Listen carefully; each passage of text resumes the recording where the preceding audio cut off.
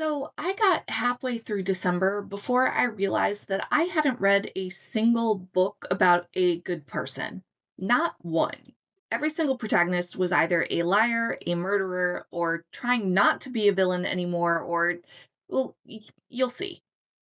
If you're new here, hi, I'm Steph. To those of you who are coming back, hello, it's nice to see you. I'm going to apologize that the video camera and sound quality are probably not very good. I'm having to record this on my laptop camera because my phone is being stupid. And I would rather film this and get it out, even though the quality is not what I want it to be. So just bear with me on that. I hope to get it fixed soon. Uh, but in the meantime, I just want to talk to you about books. Because I've been gone for a long time, I've tried to come back a couple of times, and this camera thing is a reoccurring issue. Also, life was just lifing and keeping me from being on YouTube as much as I wanted to. But I have a plan for the new year. But enough of the updates, we'll cover that later. Let's dive into the books that I read in December, from the ones I liked least to the ones that I liked the most. And just as a quick reminder, remember all book reviews are subjective. What is a 1-star book for me may be a 5-star book for you, and that's okay. Let's just talk about books. So the first book on this list is actually pretty devastating for me because I had high anticipation for it. And that book is Bury Our Bones in the Midnight Soil by V.E. Schwab. And this was so devastating for me that I didn't like it because I love V.E. Schwab's writing. Vicious is one of my favorite books. I also enjoy Gallant and Addie LaRue, and I've read the first book in the Darker Shades of Magic trilogy. Sorry if you hear noises. I have cats and they're running around like crazy. Yeah, all this to say that her books are usually a 4 or 5-star read, and this was a 2. And I found that really devastating. Overall, I just found it boring.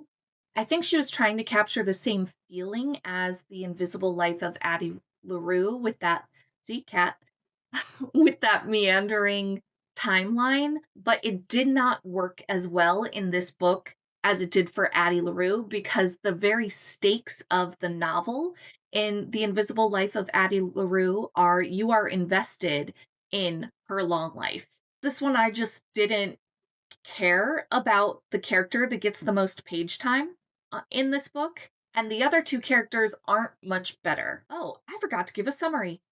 Oh my gosh, I feel like I'm losing my mind.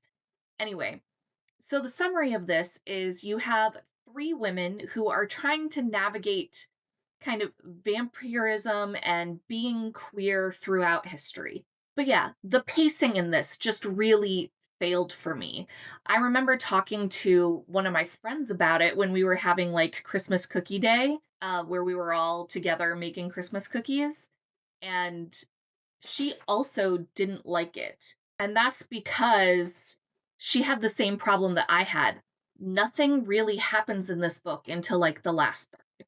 That's a big pacing issue. And I think pacing issues for me as someone who has ADHD are particularly difficult to navigate for me and will usually lead me to not liking the book as much. But I do think this book does talk about things that are important, namely that a toxic relationship is a toxic relationship regardless of your orientation. Next up was also pretty disappointing for me, and that was King of Ashes by S.A. Cosby. This is about Roman Carruthers, who returns home to Virginia after his father is put into a coma after an accident to help his sister, Nevaeh, run the family business, which is a crematorium. And while he's there, he discovers that his younger brother, Dante, owes money to some really dangerous people. I was excited to read this one because I loved Razorblade Tears. When I started my channel back in 2021, it was one of the first books that I read that was 5 stars. And I still talk about it a lot of the time in some of my favorite book recommendations. Also, if you've been following me at all in my sporadic posting over the last year and a half or so, you'd know that I'm kind of doing like a marathon sprint of the magical readathon prompts that I missed because I just want to finish this character and start a new one, and I'm a completionist and have to finish it. So I've just been focusing on catching up on those readathon prompts, even though I'm not doing them when the readathon was happening. And this fit the prompt for the 2025 Adventures in Aldea map for March. And the prompt tied to that activity was to read a thriller. And since one of my main priorities in 2025 for reading was to read books that I already own or to utilize the library more, I had King of Ashes already on audiobook. And since I was looking for an audiobook to read, I thought I will read this because I loved Razorblade Tears. However, while Razorblade Tears was bleak, it does end on kind of a bittersweet note. This was just bleak and dark, and that just isn't for me. However, it does succeed in making you want to root for the main character, even though he does some really terrible things. And there was a fun Razorblade Tears Easter egg. So if you've read Razorblade Tears and you read the Easter egg in King of Ashes and were able to spot it like I was, let me know. Next up, we have Nocturne by Alyssa Weiss. This is about a young woman who is a ballerina in 1930s Chicago, and she becomes the prima donna of her ballet company after she receives a patron. However, it comes to light that she's essentially sold to her patron and has to go and live with him. And it seems like her patron is a lot more than what he appears to be. This fit the 2025 Adventures in Aldea prompt for May, and the prompt was to read a book that has a main character that is a dancer or where dance is a prominent part of the book. As far as I could tell when looking at my books, I didn't have any books that featured dancers or had dance as a prominent part of the story. So I turned to Google, and this was the first one that came up that was fantasy, because your girl is a fantasy girly. And when I read the synopsis for it, it seemed to be an interesting take on Persephone with a really heavy dose of Phantom of the Opera, both things that I enjoy. I really liked the historical aspects of this book, the 1930s Chicago setting, what ballet culture was like at that time. I think the book really nails that.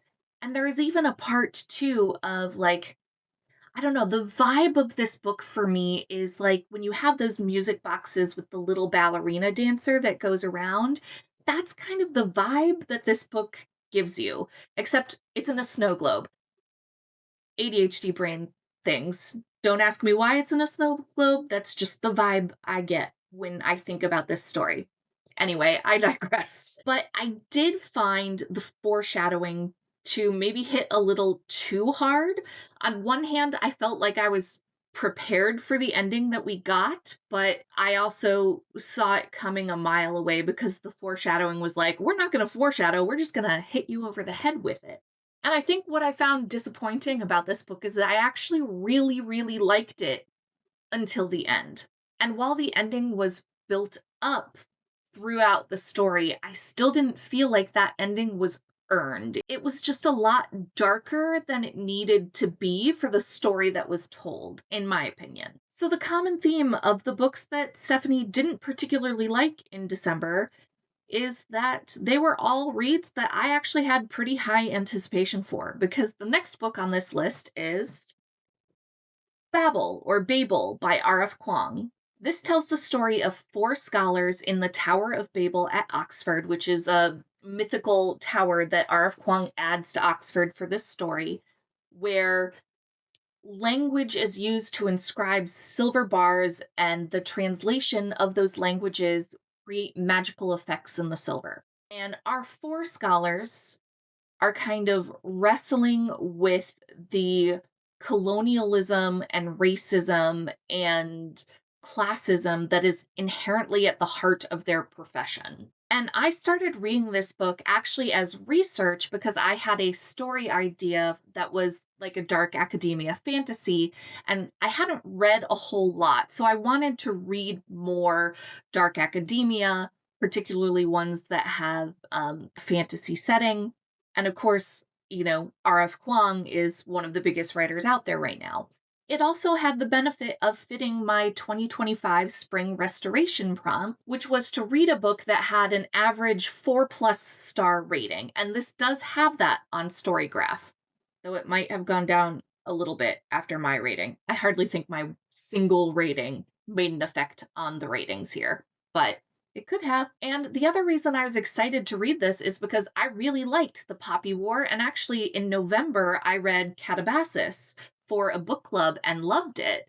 So I was really excited for this because Catabasis or Catabasis, she likes with her like more dark academia ones to have ones that you could say the names in different ways. Anyway, this had very similar kind of feel to it just based on, the dark academia setting and that sort of thing. But I loved Catabasis, so I thought that I would really like Babel. And as someone who majored in Chinese language and literature, I will say that I loved the linguistic aspect of this novel, especially as someone who studied Chinese. And I also really enjoyed how it's written as both a narrative and almost like a history with footnotes. However, I did find the characters to be really annoying. And I realize that they're supposed to be characters that are honestly, in a lot of ways, archetypes of characters that you would see having different viewpoints about the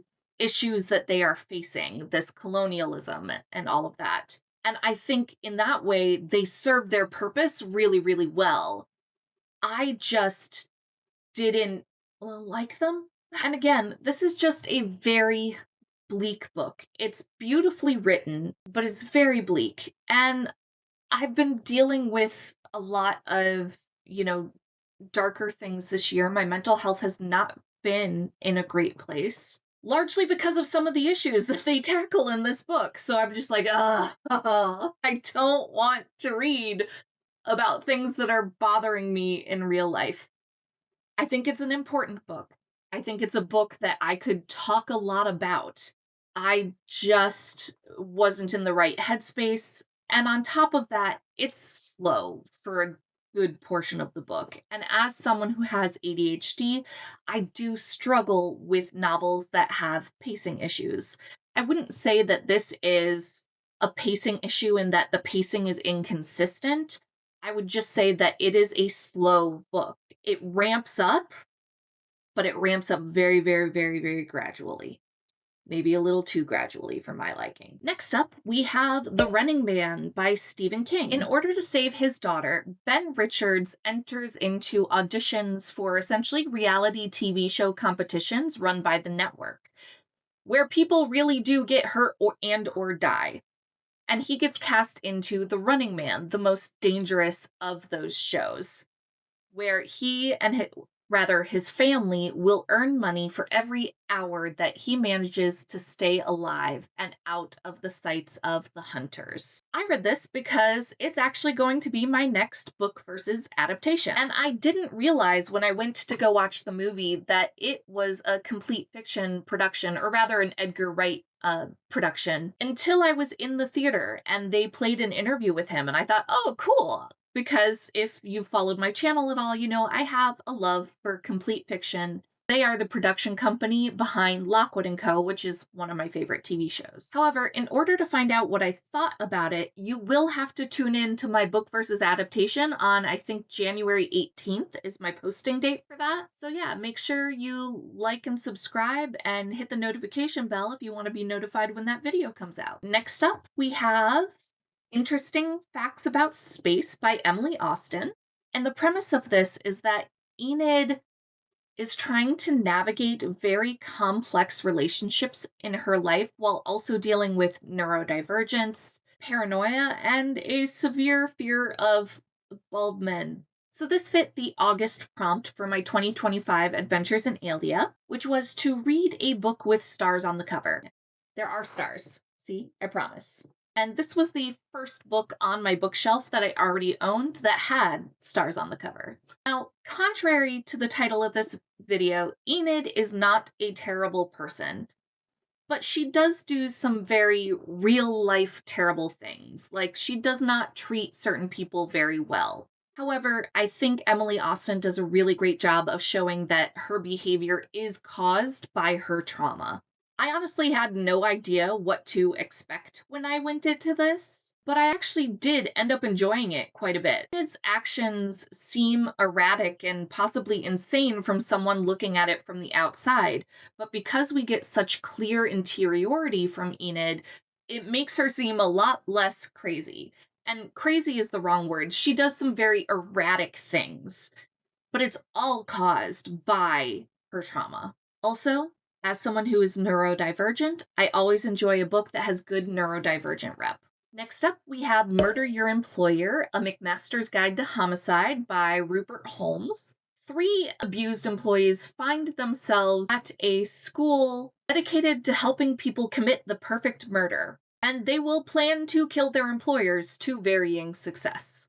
I read this because it was the December pick for like my family book club, the one that I'm in with my sister and my sister-in-law and a couple friends. I would say if you are a fan of John Scalzi's books, you will probably enjoy this. I definitely recommend the audiobook.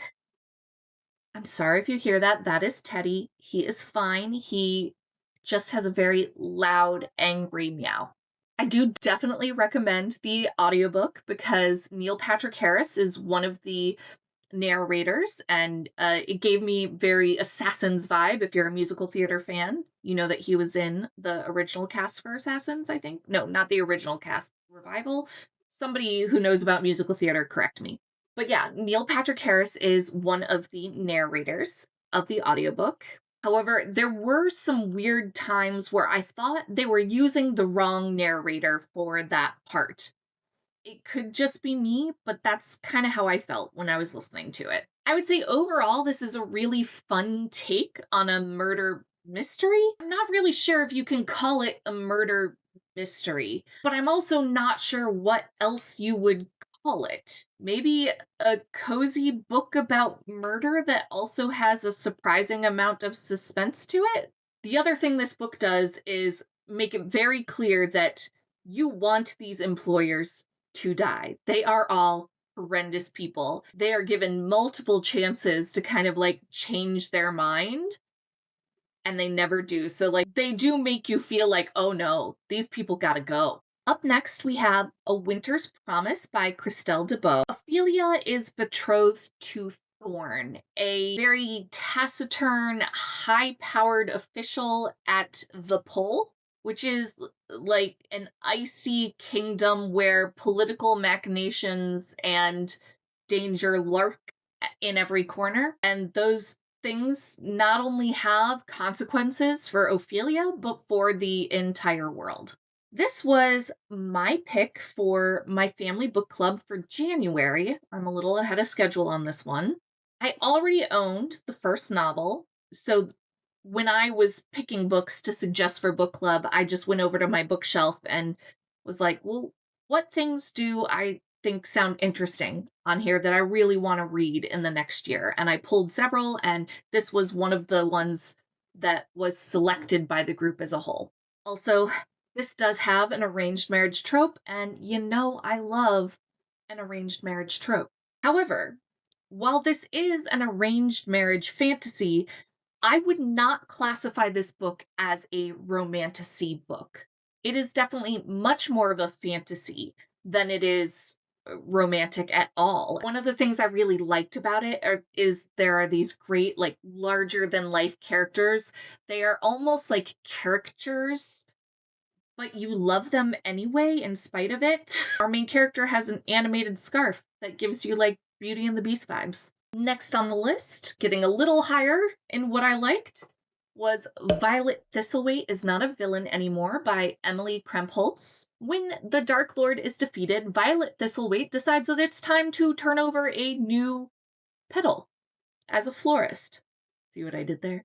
But escaping her past won't be as easy as it seems. This was the December pick for my work book club, as one of my coworkers is apparently a friend of Emily's and received like a special edition of the book, and we all wanted to support her. And it sounded like a fun premise. So when this ended up being voted as the choice for the month, I was excited. I would classify this as a cozy fantasy with just enough romance and just enough substance. And because of that, it did leave me feeling pretty satisfied. The characters are really enjoyable, the romance builds really well, and the plot is well developed, but I honestly didn't know where it was going. Or at least I didn't think it was going where it went. I could pick up on the important elements of the plot, but I had no idea how those elements were going to come together.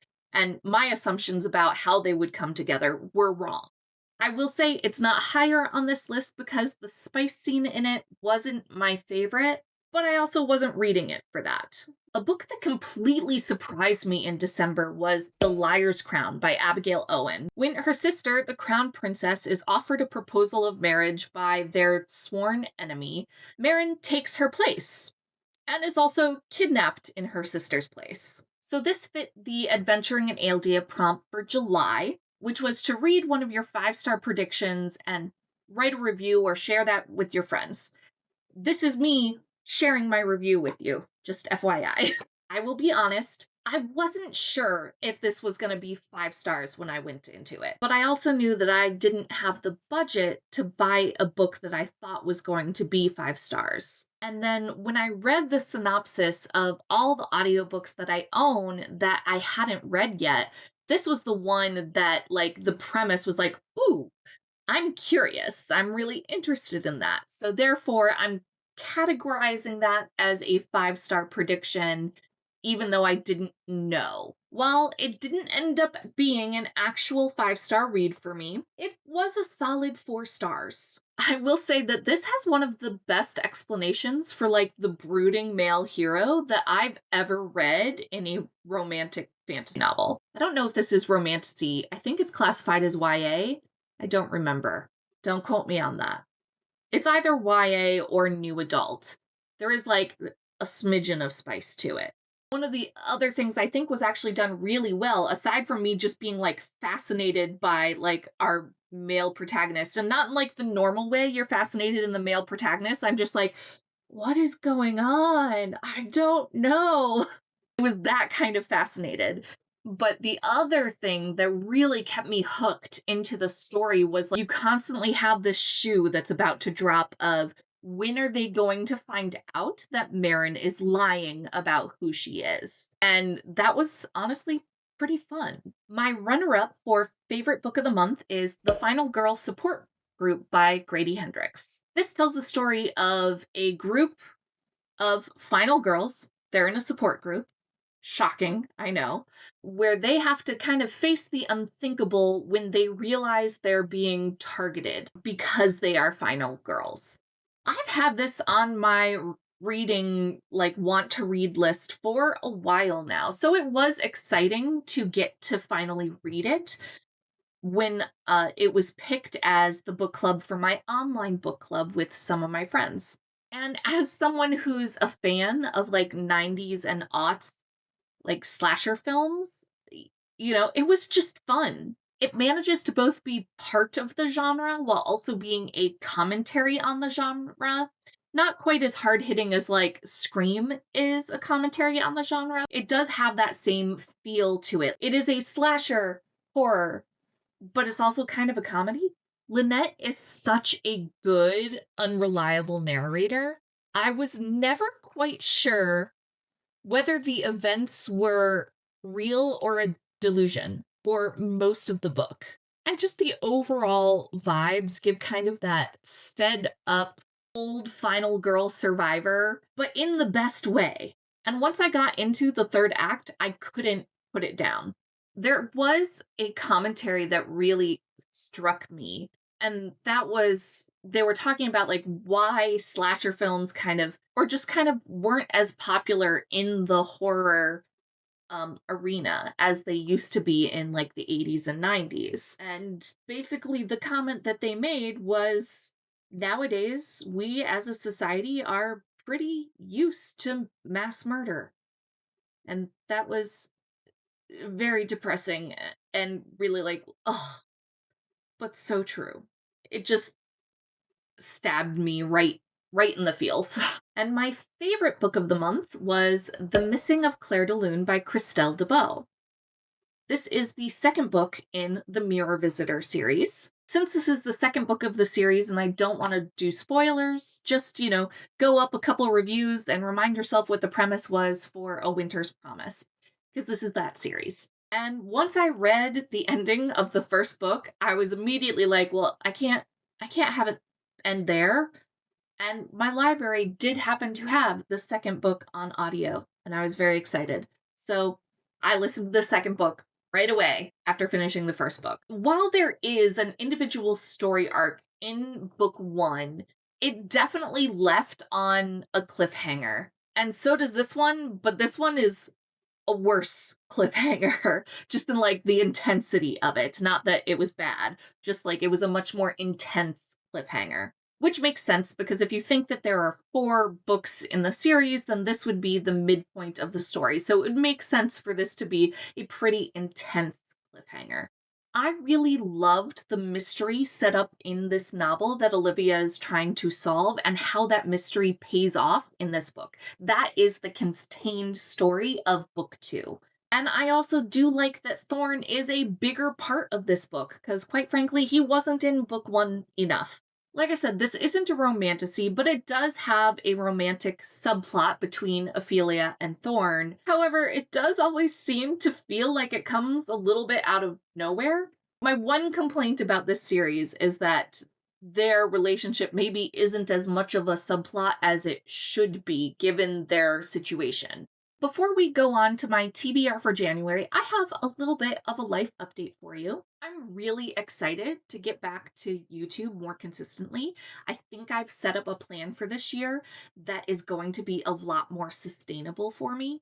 And how it's going to work is I'm going to do a monthly wrap up and TBR video, kind of like I did way back in like my first year on YouTube. And I will keep doing a monthly book versus adaptation video because that's just the content that I'm passionate about. But then in the off weeks from those videos, I'm going to do more live stream discussions. So not full on sprints. We may do some sprints, but it's not going to be like the sprints I've hosted in the past. There will be like a topic of conversation. And my sister will actually be joining me for the first one next week. We're going to discuss our favorite books of 2025 and maybe our not so favorite books of 2025. So make sure you tune in next week at 3 p.m. Eastern if you want to participate in that discussion and let me know what your favorite book of 2025 was. And in general, leave a comment to let me know what kind of topics you would like to kind of discuss in a live stream format. Okay, let's get into what I'm reading for January. First up, we have The Memory of Babel or Babel. It seems to be, so when I read it, it's got a British accent and they say Babel. So I'm going to say The Memory of Babel by Christelle DeBeau. Again, I won't summarize this one because it could spoil things for the first 2 books for you, but this is the 3rd book in the Mirror Visitor series. Because if I needed to jump into book 2 after reading book 1, I think the same could be said for jumping into book 3 after the ending in book 2. But even more so. And again, it was available at my library, so yay, free! Oh, I should say, these are books I'm currently reading, this first part here. Here's what I think about it so far. So far, this book is my least favorite of the 3. It does have a bit of a time jump, and that is a trope or like thing that I don't particularly enjoy. And we get a whole new set of cast and characters. And unfortunately, they just aren't as compelling as the characters we already know.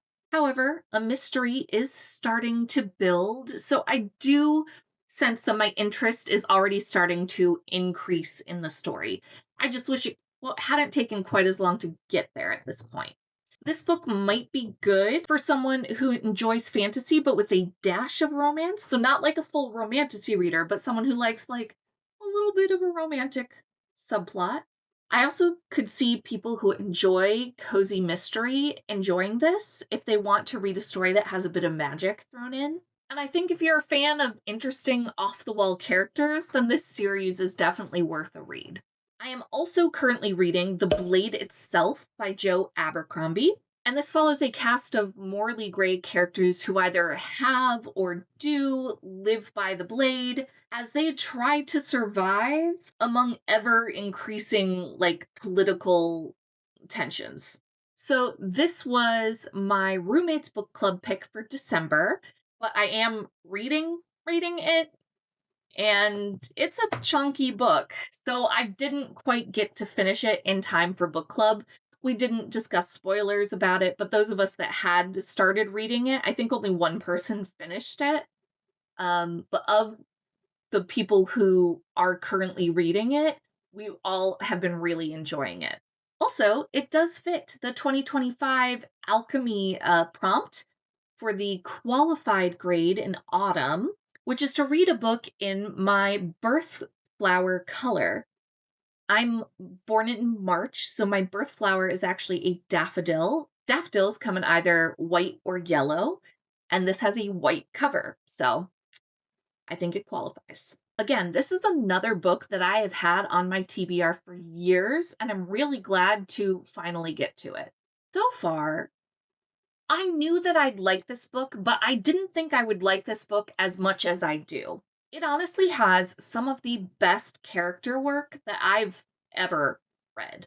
There's really great but subtle foreshadowing where I can tell something is building and I have an inkling about kind of what it's going to be, but not really, like what it'll be dealing with. I don't really know how all the puzzle pieces are fitting together. I think this would be a really good book for basically someone who enjoys to read epic fantasy, probably already has read this book. But maybe if you're someone who likes to read epic fantasy that's more like medieval inspired but wants a different setting, this one gives me more 18th century vibes. Also, I think anyone who likes really complex, morally gray characters that you can still root for would probably enjoy this book. And also, if you're someone who enjoys to read about political intrigue, this is definitely a good book to read. The other book that I have started reading is Quest for the Hidden City by George Mann. This is about Jedi Knight. Let me look at my notes for the name. Philandra Show and her Padawan Rooper.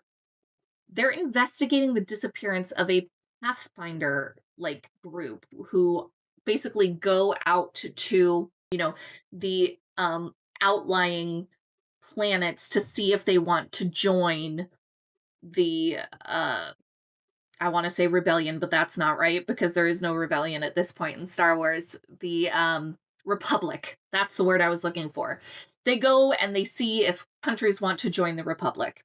But this group of Pathfinders went missing. So the Jedi and her Padawan are investigating that disappearance, and that leads them to a planet that is rumored to have really dangerous mythical monsters there. This is a middle grade novel, so I expect it to be a little spooky, but not super spooky. And this does fit the 2025 Autumn Restoration prompt for the distinguished grade, which is to give an author a second chance. I've read some of George Mann's short stories, but I've never read a novel before. When this was available at my library, I decided to pick it up for that prompt. Also, I have been trying to go through the non-movie kind of Star Wars material because I've loved Star Wars ever since I was a very young child.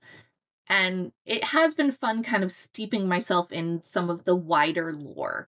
I'm not into this book very far at this point, but so far I am enjoying it. It feels like a Star Wars book. That's about all I can say at this point. If you're a fan of Star Wars, you'll probably like this book too. Also, if you've got a middle grade reader, good suggestion for you. All right, let's cover what I'll be reading for book clubs in January. At this point, because I have already read A Winter's Promise, I only know one of the books that I'll need to read in January for my book clubs. And that is for my roommate's book club, and that book is The Night and the Moth.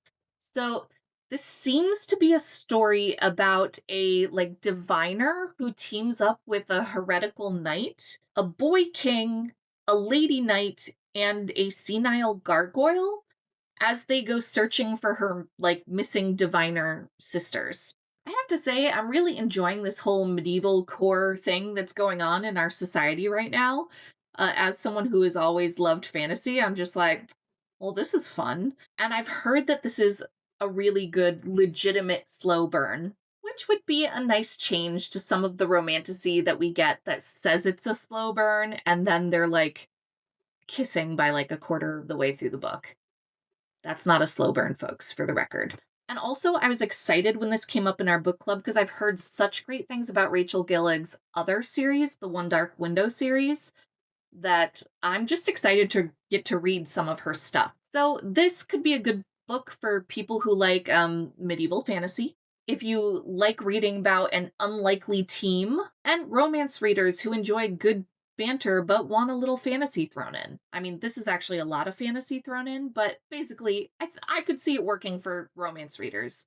Then I also have two books that I'm planning to read as part of the Magical Readathon. I will probably read more, but these are just the books I know I'm going to read. The first prompt is for the 2025 Autumn Restoration Qualified grade, which was to generate a random country up to 5 times and read a book from that country. The first country that came up for me was Tunisia, and I had actually picked a book for that country, but I could not find a copy of it to save my life. Well, I should stipulate, I couldn't find a copy of an audiobook to save my life, and just based on where it was gonna fall with the other books and what I already had on my physical TBR versus my audio TBR, I needed this book to be an audiobook. If you didn't know, I pretty much always have one audiobook that I'm listening to, and I have a physical or Kindle book that I'm reading at the same time. However, I am a much slower physical reader than I am an audiobook reader,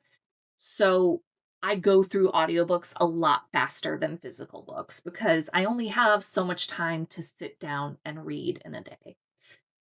So just based on time and stuff, I needed this to be an audiobook. So I rolled a couple times and was having this same problem with some of the other countries that were coming up.